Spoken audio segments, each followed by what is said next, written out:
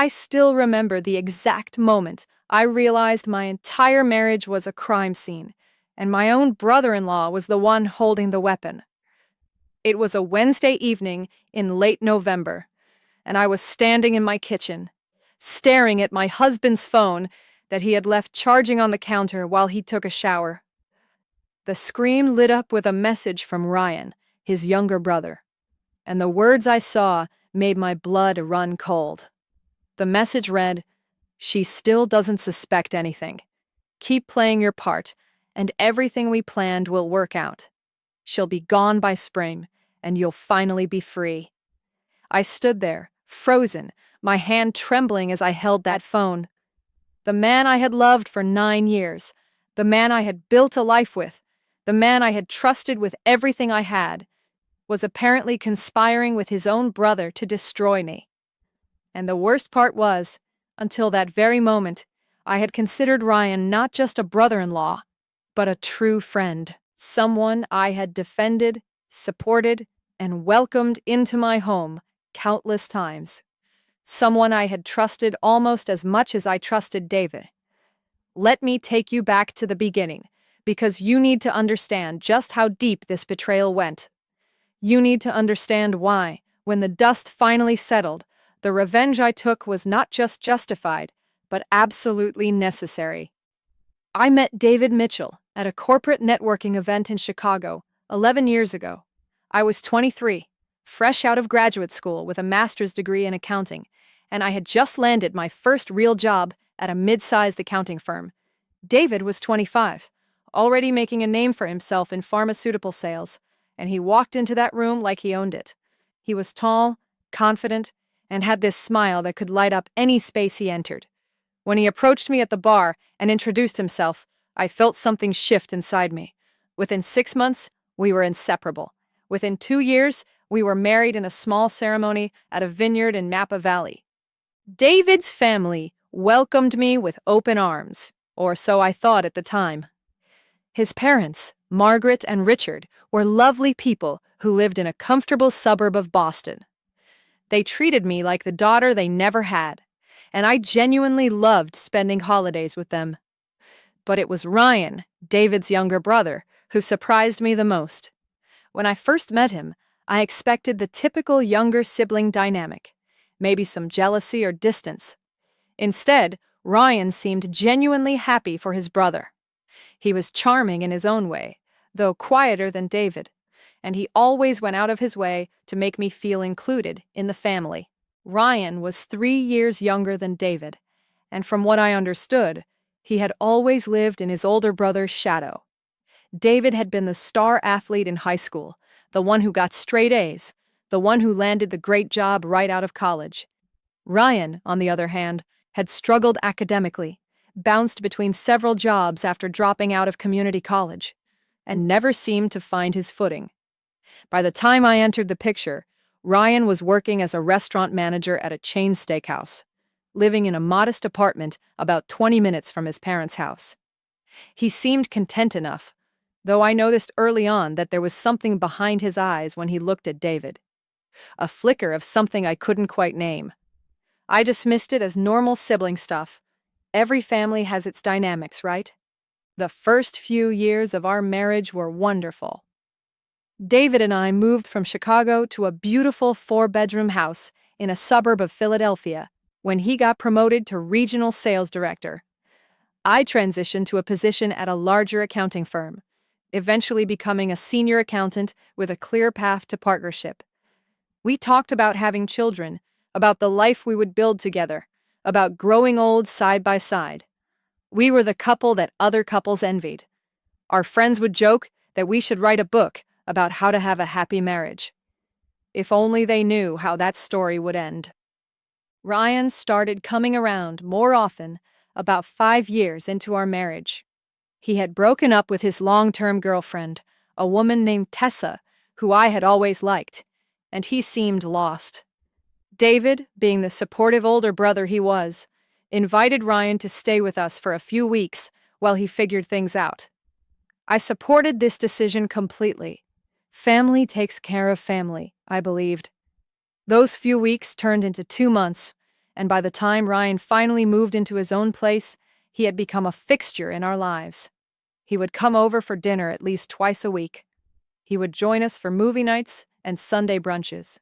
When David had to travel for work, which was becoming more frequent as his territory expanded, Ryan would sometimes stop by to check on me, to make sure I wasn't lonely. At first, I thought this was incredibly sweet. Here was a man who genuinely cared about his brother's wife, who wanted to make sure she was okay when David was away. I started to think of Ryan as the little brother I never had. I would cook his favorite meals when he came over. I would listen to his problems, offer advice about his dating life, help him polish his resume when he decided to look for better jobs. I even lent him money on a few occasions when he was between paychecks, never asking for it back, because that's what family does. I had no idea that every single moment of kindness I showed him was being catalogued, twisted, and would eventually be used against me. The first sign that something was wrong came about 7 years into my marriage, though I didn't recognize it at the time. David started becoming distant. It was subtle at first. He would come home from work and go straight to his office, claiming he had emails to catch up on. Our conversations, which used to flow effortlessly, became stilted and brief. He stopped initiating intimacy, always too tired or too stressed. When I asked him if something was wrong, he would brush it off, tell me I was imagining things, say that work was just demanding right now. I believed him because I had no reason not to. I loved my husband, and I trusted him completely. What I didn't know was that Ryan had already started his campaign. He had been whispering in David's ear for months, planting seeds of doubt, nurturing insecurities that I didn't even know my husband had. Ryan would tell David that I seemed distant, that I had made comments suggesting I wasn't happy in the marriage, that he had overheard me on the phone complaining about David to my friends. None of this was true, of course. I had never said a negative word about my husband to anyone. But Ryan was clever. He knew exactly what buttons to push, exactly what fears to exploit. And David, despite all his outward confidence, had a deep-seated insecurity about whether he was good enough, whether he deserved the life he had built. Ryan knew this because he had spent their entire childhood watching their parents compare the two of them, always favoring David, but never letting Ryan forget that he was the lesser son. That resentment had been festering for 30 years, and I was about to become the target of all that accumulated rage. The second sign came when I noticed that Ryan's attitude toward me started to shift. He was still friendly, still came over for dinner, still checked on me when David was traveling. But there was something different in the way he looked at me. A coldness that would flash across his face when he thought I wasn't watching. He would make little comments that seemed harmless on the surface, but left me feeling uneasy. He would say things like, "David mentioned you've been working late a lot. Hope you're not neglecting him." Or, "My brother really needs someone who appreciates him. I hope you know how lucky you are." I would laugh these off, assuming Ryan was just being protective of his brother. But looking back, I can see how deliberate each of these comments was. He was laying the groundwork, creating a narrative that would make everything that came later seem inevitable. About 8 years into my marriage, things took a serious turn for the worse. David became increasingly critical of everything I did. The way I cooked dinner was wrong. The way I organized the house was inefficient. The friends I spent time with were a bad influence. He started accusing me of not prioritizing our marriage, of being more focused on my career than on him. This was particularly hurtful because I had always tried to maintain a balance. Yes, my job was demanding, but I never brought work home on weekends. I always made time for date nights. I always made sure David knew he was my priority. But no matter what I did, it wasn't enough. He would come home in a bad mood and find something to criticize. He would compare me unfavorably to other wives, to women he worked with, to his own mother. The man I had married, the man who used to look at me like I was the most amazing woman in the world, now looked at me with something approaching contempt. I started to question myself. Maybe I wasn't trying hard enough. Maybe I had become complacent in the marriage. Maybe David was right, and I needed to do better. I threw myself into being the perfect wife. I cooked elaborate meals, planned romantic getaways, tried to rekindle the intimacy we had lost. But nothing worked. In fact, the harder I tried, the more distant David became. It was like he had already checked out of the marriage, and nothing I did was going to bring him back. During this time, Ryan was a constant presence. He would come over when David was at work and listen to me pour my heart out about my struggling marriage. He would nod sympathetically, offer a shoulder to cry on, tell me that he was sure things would get better. He would say things like, "Sarah, you're an amazing woman. If my brother can't see that, then he doesn't deserve you." At the time, these words felt like a lifeline. Here was someone who understood, who saw my worth, who was on my side. I had no idea that Ryan was playing both sides, telling David a completely different story. To David, Ryan was saying things like, "I went over to check on Sarah today, and she barely mentioned you. I think she's checking out of the marriage." Or, "Have you noticed how Sarah dresses up when she goes to work? I'm not saying anything, but you might want to pay attention." He was feeding David's paranoia while simultaneously positioning himself as my confidant. It was a masterful manipulation, and I was completely blind to it. The breaking point came about a month before I saw that text message on David's phone. David came home from work one evening and announced that he wanted a divorce. Just like that. No discussion, no attempt at counseling, no explanation beyond the fact that he wasn't happy anymore, and he didn't think we were compatible. I was devastated. I begged him to reconsider, to at least try marriage counseling, to give me a chance to fix whatever was broken. But David was cold and distant, like he was talking to a stranger, rather than the woman he had been married to for nearly 9 years.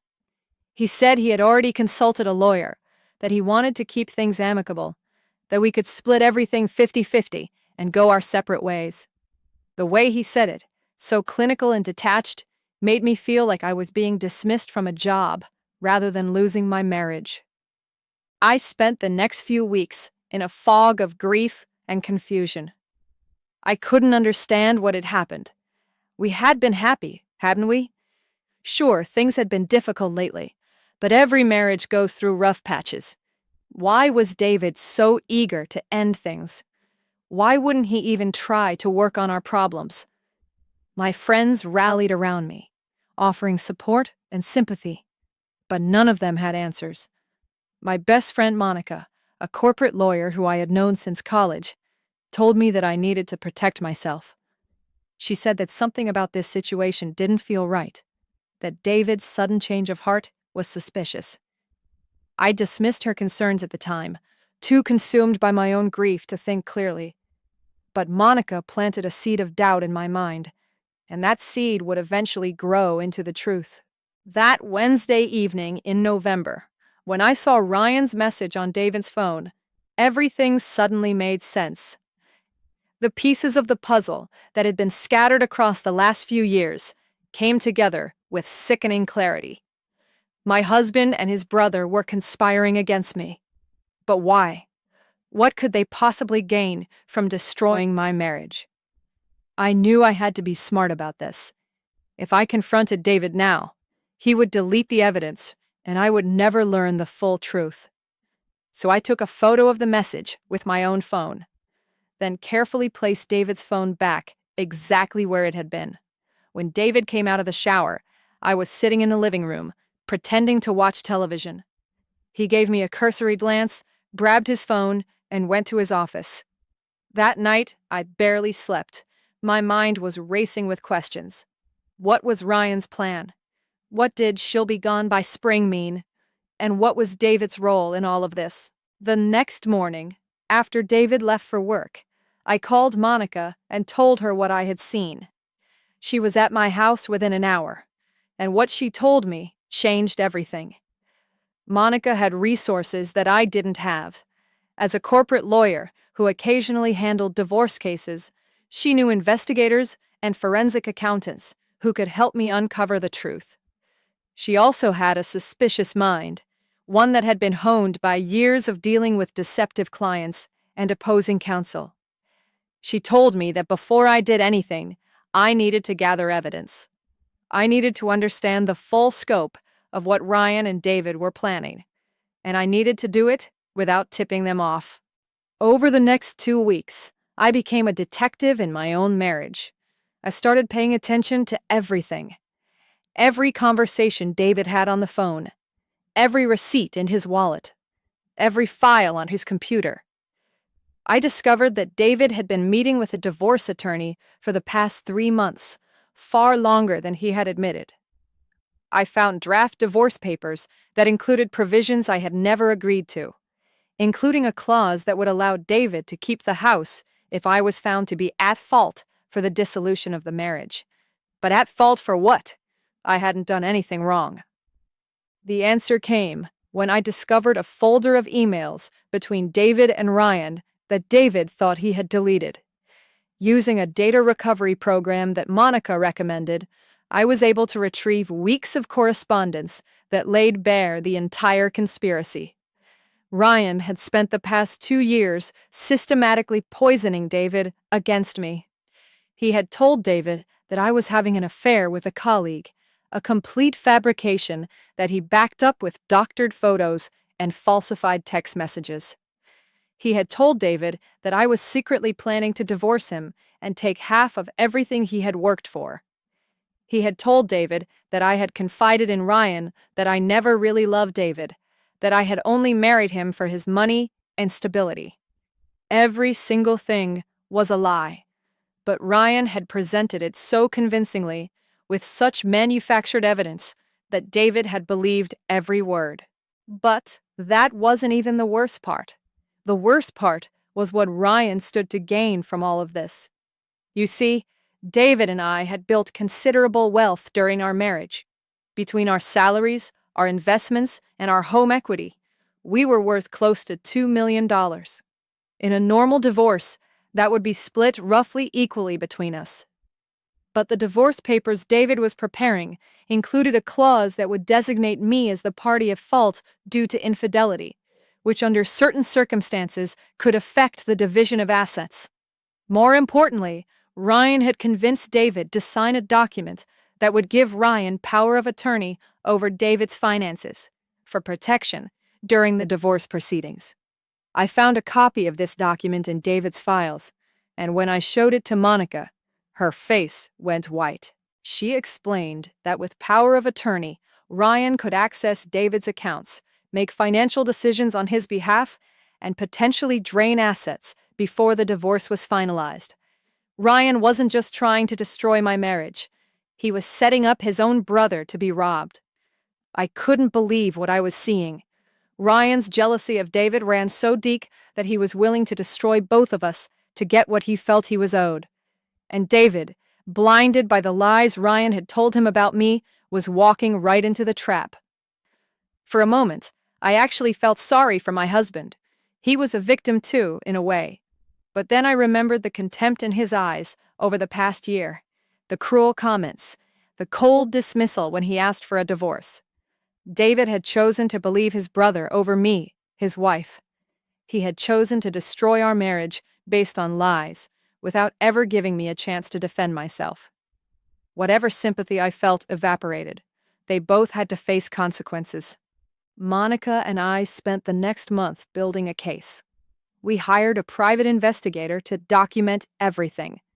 We gathered copies of all the doctored photos and falsified messages that Ryan had created, along with evidence that proved they were fake.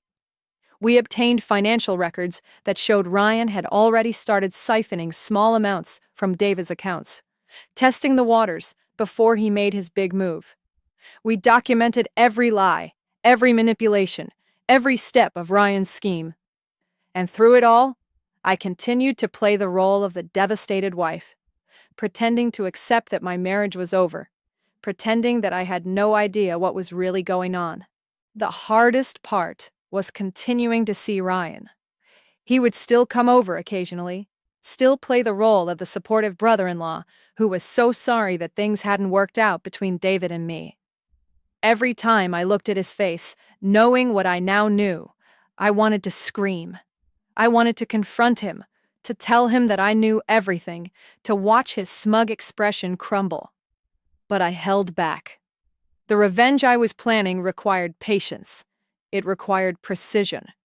And most importantly, it required Ryan and David to believe that they had won until the very last moment. During this time, I also started digging into Ryan's past, and what I found explained everything. Ryan had always been jealous of David, but his resentment went deeper than I had realized. When their father Richard passed away unexpectedly 5 years ago, he left the bulk of his estate to David, including a trust fund worth about $300,000. Ryan received a much smaller inheritance, only about $50,000, which their father had explained in his will was because David had always been the responsible one, while Ryan has squandered every opportunity he had been given.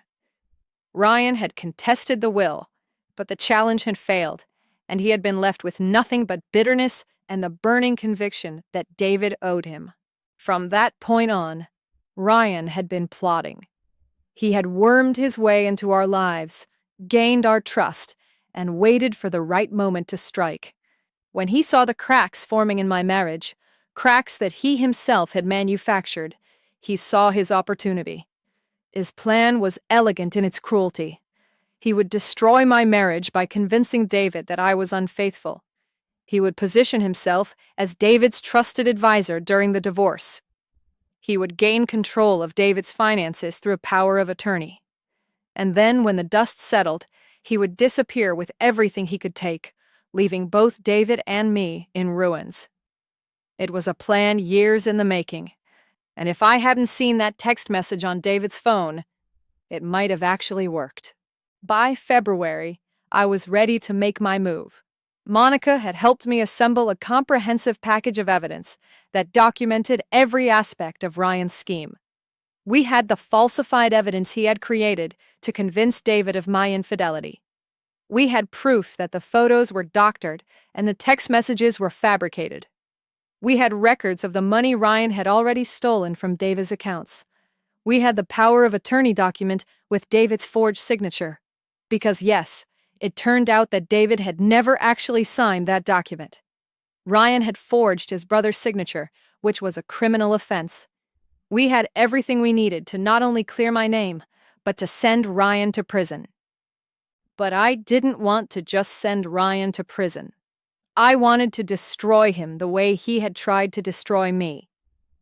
I wanted him to lose everything he valued, to be exposed in front of everyone who had ever trusted him, to feel the same humiliation and pain that he had inflicted on me. And I wanted David to see exactly what his beloved brother had done, to understand the magnitude of his betrayal, to live with the knowledge that he had chosen to believe lies over the truth of our marriage. The first phase of my plan involved Ryan's new job. Over the past year, Ryan had finally landed a position that he was proud of, working as an assistant manager at a high-end automotive dealership. It was the kind of job that required trust and integrity, given that he was handling transactions involving luxury vehicles worth 6 figures. I reached out to the owner of the dealership, a man named Harold Brennan, who was known in the community for his no-nonsense approach to business ethics. I presented Mr. Brennan with evidence that Ryan had a history of financial manipulation and document forgery. I showed him the forged power of attorney, the stolen funds, the pattern of deception. Mr. Brennan was horrified. He lodged an internal investigation and discovered that Ryan had already started skimming from customer deposits, using the same techniques he had been perfecting on David. Ryan was terminated immediately and was informed that the matter had been referred to law enforcement. The second phase involved Ryan's social circle. Despite his many flaws, Ryan had managed to maintain a group of friends who saw him as a fun, charismatic guy who was just down on his luck. These friends had no idea about his true nature. I created a detailed document outlining Ryan's schemes and sent it anonymously to the woman he had been dating for the past 6 months, a lovely kindergarten teacher named Jessica, who deserved to know who she was really involved with. I also sent copies to his closest friends, the ones who had lent him money over the years or vouched for him in various situations. Within a week, Ryan found himself isolated. Jessica broke up with him publicly, posting on social media about the con artist who had manipulated her. His friends stopped returning his calls. The carefully constructed image he had built of himself as a misunderstood nice guy crumbled under the weight of the truth. The third phase was the most satisfying. I arranged to meet with David at the house we had once shared, ostensibly to discuss the terms of our divorce.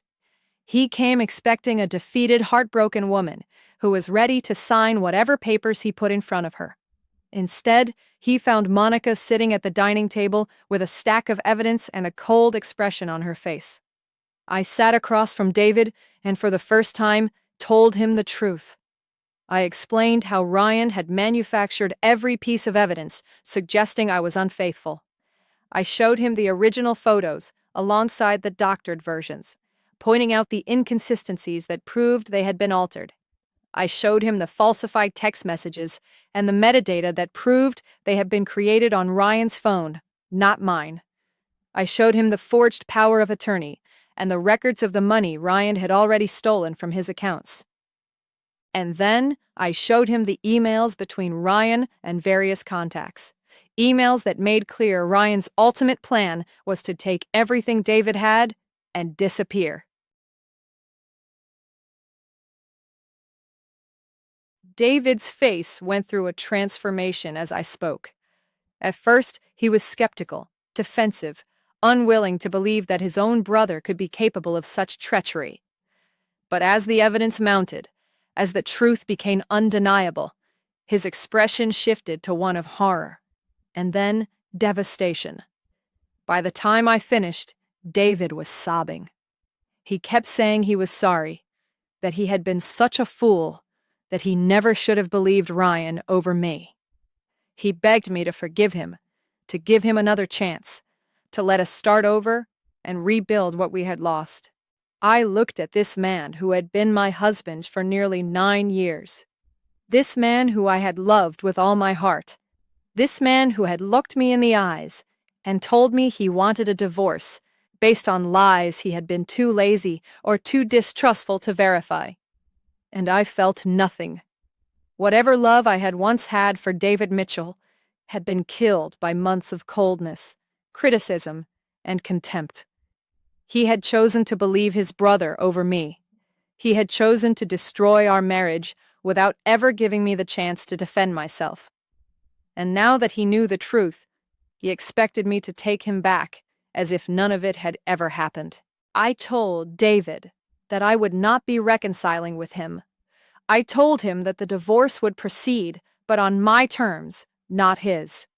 I explained that I had documented everything, including the fact that he had been prepared to file divorce papers that falsely accused me of infidelity. I explained that if he contested anything, I would release all of this evidence publicly, and his reputation, both professionally and personally, would be destroyed. I gave him a simple choice. We could have a quiet, equitable divorce where we split everything fairly and went our separate ways. Or we could have a very public, very messy divorce where the entire world would learn how David Mitchell had conspired with his brother to destroy his innocent wife. David chose the quiet option. The fourth phase of my plan targeted David and Ryan's mother, Margaret. I had always liked Margaret, and I genuinely believed that she was ignorant of her younger son's true nature. But she had also enabled him for years, making excuses for his failures, bailing him out of trouble, refusing to see the warning signs that were obvious to everyone else. I drove to Margaret's house and sat with her for 3 hours, walking her through everything Ryan had done. I showed her the evidence. I explained the scheme.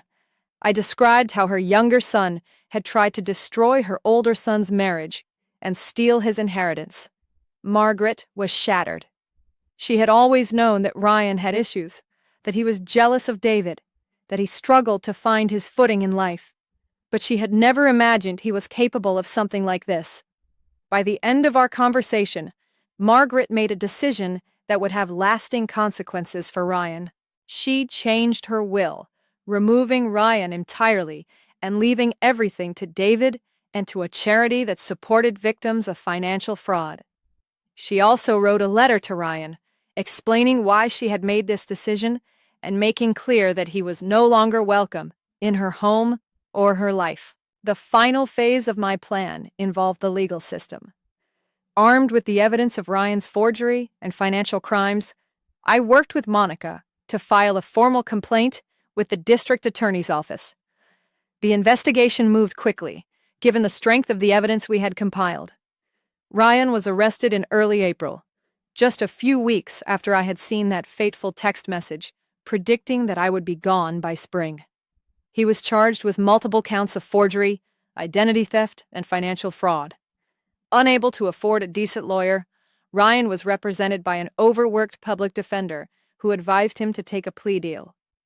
He was sentenced to 3 years in state prison, with the possibility of early release for good behavior. It wasn't as much time as I would have liked, but it was enough. Ryan Mitchell, the man who had tried to destroy my life, was behind bars. In the months that followed, I rebuilt my life from the ashes of my marriage. The divorce from David was finalized in June, and I received a fair settlement that allowed me to buy a beautiful townhouse in the city and start fresh. I threw myself into my career with renewed focus, and within a year, I was offered the partnership position I had been working toward for so long. I reconnected with friends I had neglected during the dark days of my marriage, and I started dating again, though cautiously and with a much sharper eye for red flags. David, meanwhile, faced his own reckoning. The scandal of what had happened, though mostly kept private, leaked out in small ways. Colleagues and friends learned that his brother was in prison for financial crimes. His mother, though she eventually forgave him for believing Ryan's lies about me, never fully trusted his judgment again. And David himself was haunted by the knowledge of how close he had come to destroying everything based on fabricated evidence and manipulated emotions. The last I heard, he had taken a leave of absence from work to focus on therapy and was living alone in a small apartment, trying to put his life back together. As for Ryan, prison changed nothing about his fundamental character. He wrote me several letters from behind bars, letters filled with self-pity and deflection, blaming everyone but himself for his circumstances. He accused me of overreacting, of being vindictive, of destroying his life over what he called a misunderstanding. In his mind, he was still the victim, still the wronged party who had been treated unfairly by the universe. I never responded to any of his letters. I simply forwarded them to my lawyer for documentation and moved on with my life. Some people might wonder if I feel any regret about what I did. After all, Ryan was David's brother. He was family, at least by marriage. Did I feel guilty about being the instrument of his destruction? The answer is no. I do not feel guilty. What I feel is liberated. For years, I allowed myself to be manipulated, gaslit, and emotionally abused by a man who hid his cruelty behind a mask of kindness. I accepted blame that wasn't mine to bear. I questioned my own perceptions and my own worth. When I finally saw the truth, when I finally understood what Ryan and David had done, I made a choice. I chose to fight back. I chose to expose the lies. I chose to hold the people who had wronged me accountable for their actions. And that choice, more than anything else, is what allowed me to heal. The experience taught me valuable lessons about trust and about the darkness that can hide in the hearts of people we think we know. It taught me that blood is not thicker than water, that family loyalty can be weaponized just as easily as it can be honored. It taught me that the people who smile the widest are sometimes the ones with the sharpest knives behind their backs. And most importantly, it taught me that I am stronger than I ever knew, that when pushed to the breaking point, I am capable of not just surviving, but of winning. If you are going through something similar, If someone you trusted has betrayed you, and you are wondering whether you have the strength to fight back, let my story be an example. You do have that strength. It lives inside you, waiting to be called upon when you need it most. Do not let the people who have wronged you define your story. Do not accept their narrative about who you are and what you deserve. Gather your evidence, build your case, and when the time is right, strike back with everything you have. The truth is a powerful weapon, and in the hands of someone who has been wronged, it becomes unstoppable. 2 years have passed since I saw that text message on David's phone. 2 years since my world collapsed and was rebuilt into something stronger. Ryan was released from prison 6 months ago, having served about half of his sentence with time off for good behavior. He emerged to find that the life he had known was gone. His job, his friends, his family, his reputation, all of it had evaporated. Last I heard through mutual acquaintances, he was living in a halfway house and working a minimum wage job, trying to stay clean and rebuild some semblance of a life. Part of me takes satisfaction in knowing how far he has fallen. Another part of me simply no longer cares. Ryan Mitchell is a chapter of my life that is closed, a cautionary tale that I occasionally share with others, but no longer a source of pain or anger. He got exactly what he deserved, and I got my freedom. As for David, we have not spoken since the divorce was finalized. I heard through Margaret, who still reaches out to me occasionally, that he has started dating again and is trying to move on. I hope he finds whatever happiness is available to him.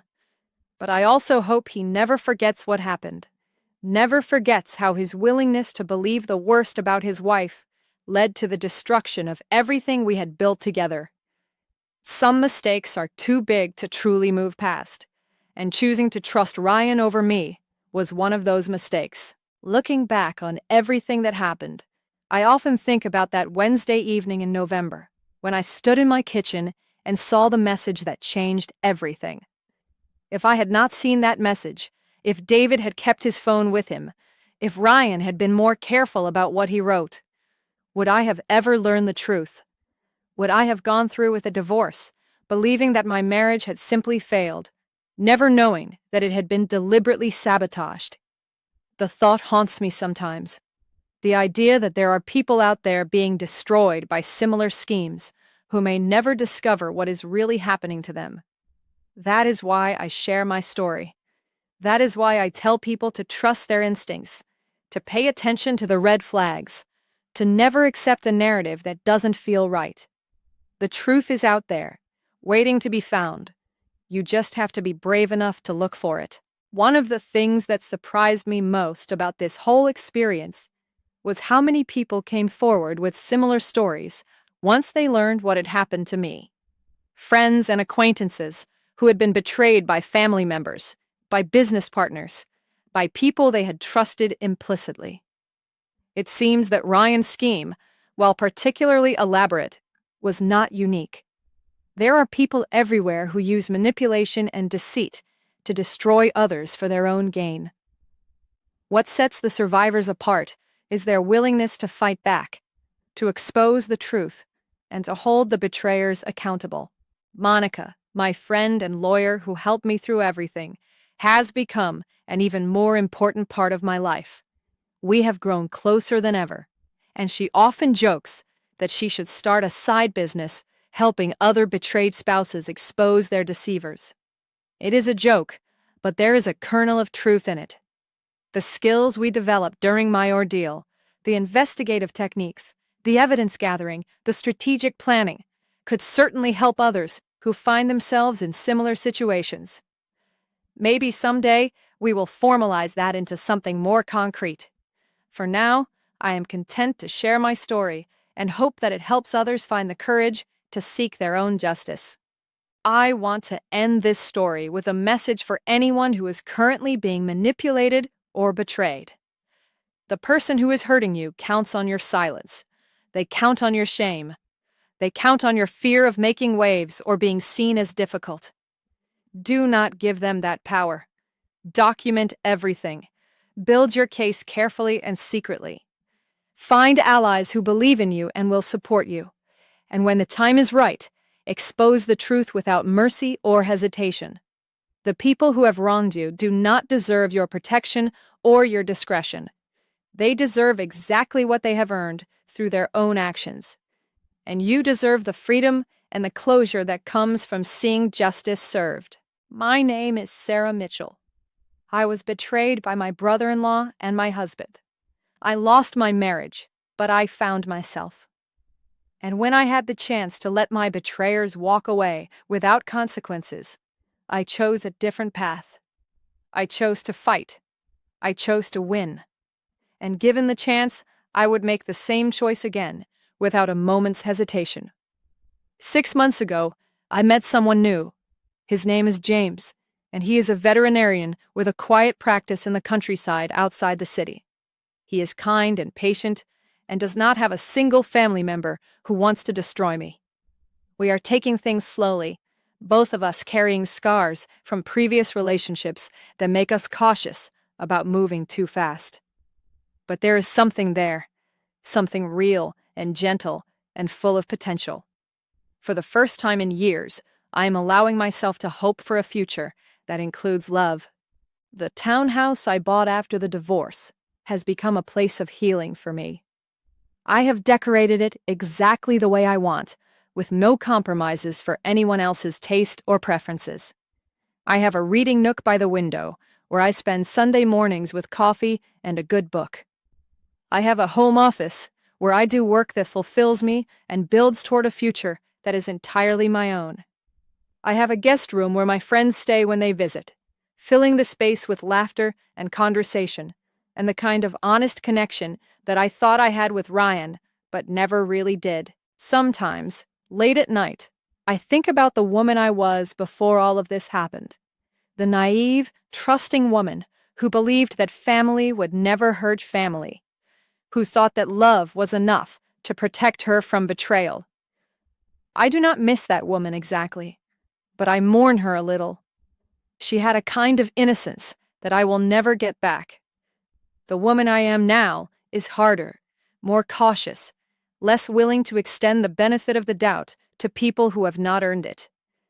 But she is also stronger, wiser, and more capable of protecting herself from those who would do her harm.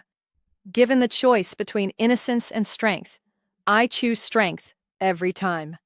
The last update I received about Ryan came from his parole officer, who had contacted me as part of the conditions of Ryan's release. Apparently, Ryan had been forbidden from contacting me or any of his former victims directly, and the parole officer wanted to make sure I knew the terms of his release and what to do if he violated them. I appreciated the heads up, though I did not expect Ryan to be foolish enough to contact me. He knew what I was capable of now. He knew that if he came near me again, I would destroy whatever small piece of a life he had managed to rebuild. Some lessons, once learned, are not easily forgotten. Margaret reached out to me last month to let me know that she was moving to Florida to be closer to her sister.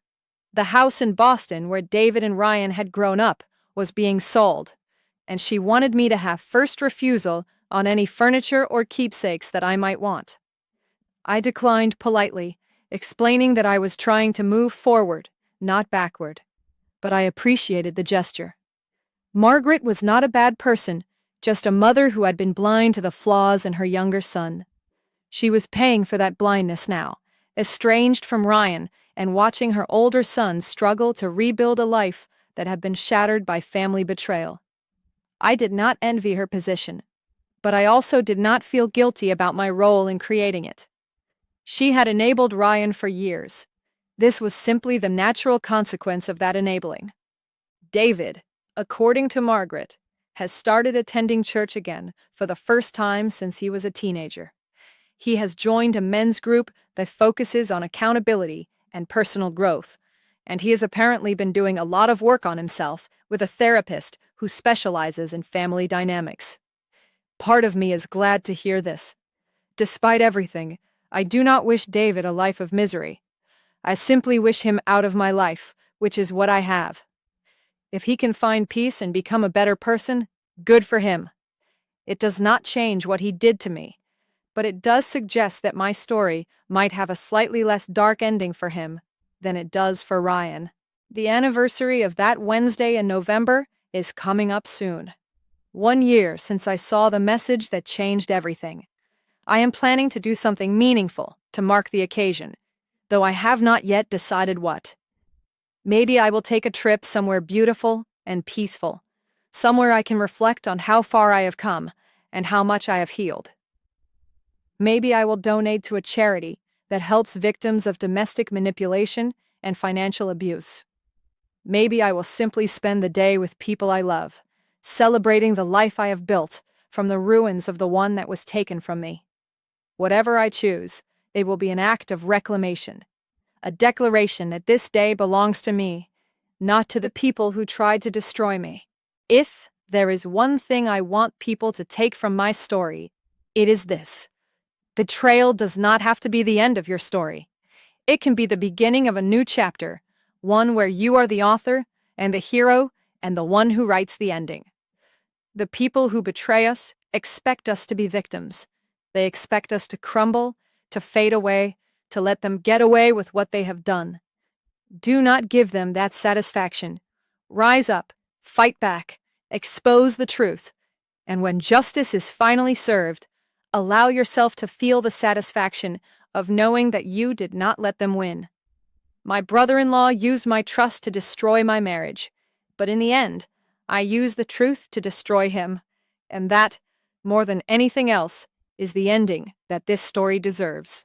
3 months ago, I received an unexpected call from a journalist who was writing a piece about financial manipulation within families. She had somehow learned about my case and wanted to interview me for her article. I agreed, on the condition that I could review the piece before publication and that certain identifying details would be changed.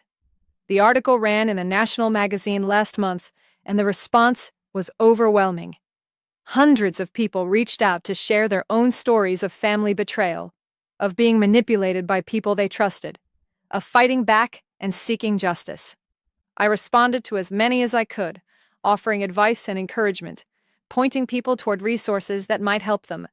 It felt good to know that my story was helping others, that the pain I had endured was being transformed into something useful and meaningful. The journalist asked me, during our interview, whether I had any advice for people who were currently in situations similar to what I had experienced. I thought about it for a long time before answering. Finally, I told her that the most important thing is to trust yourself. When something feels wrong, it usually is. When someone's words do not match their actions, pay attention to the actions. When the people closest to you start trying to isolate you from others, or make you doubt your own perceptions, that is a red flag that should not be ignored. I told her that building a support network of people who believe in you is essential. I never could have gotten through this without Monica and a few other close friends who stood by me when everything was falling apart.